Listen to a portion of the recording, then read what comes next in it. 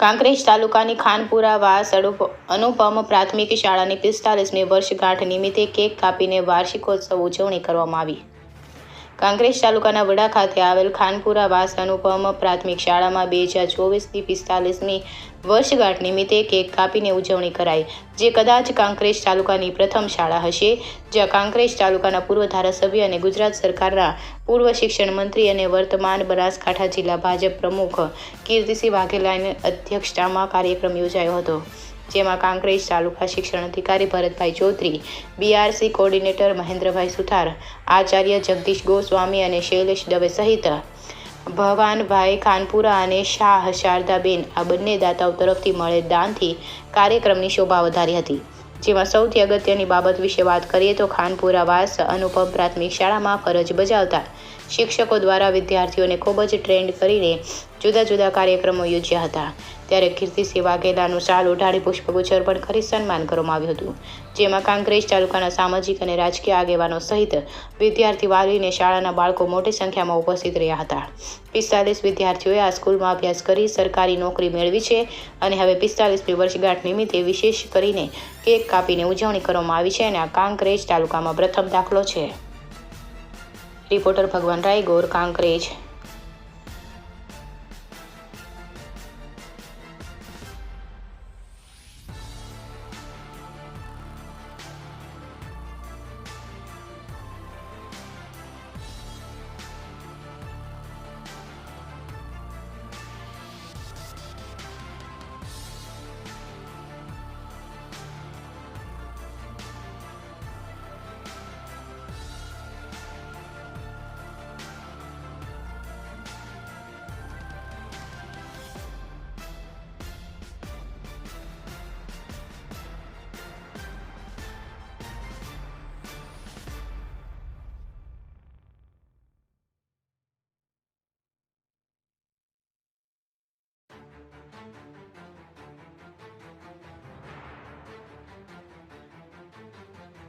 એના માધ્યમથી થાય।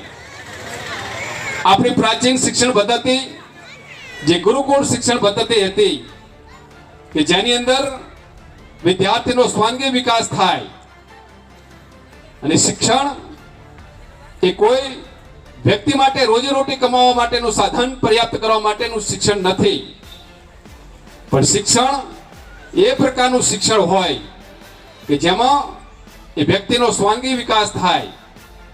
અને પોતે એક જીવન સારી રીતે જીવી શકે। સા વિદ્યા સા વિમુક્તે મતલબ કે જ્ઞાન એવું હોવું જોઈએ કે તમે ભવસાગર તરી જાઓ, જીવન સફળતાપૂર્વક તમે જીવી શકો। વડા પ્રાથમિક શાળા મુકામે 45મો વાર્ષિક ઉત્સવ ઉજવાઈ ગયો અને સાંસ્કૃતિક દ્વારા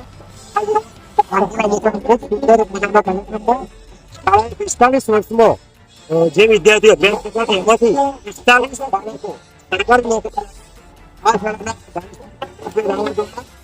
કોચિંગ ક્લાસ દ્વારા આ બાળકોને કરી આ કાર્યક્રમ ખૂબ મજાનો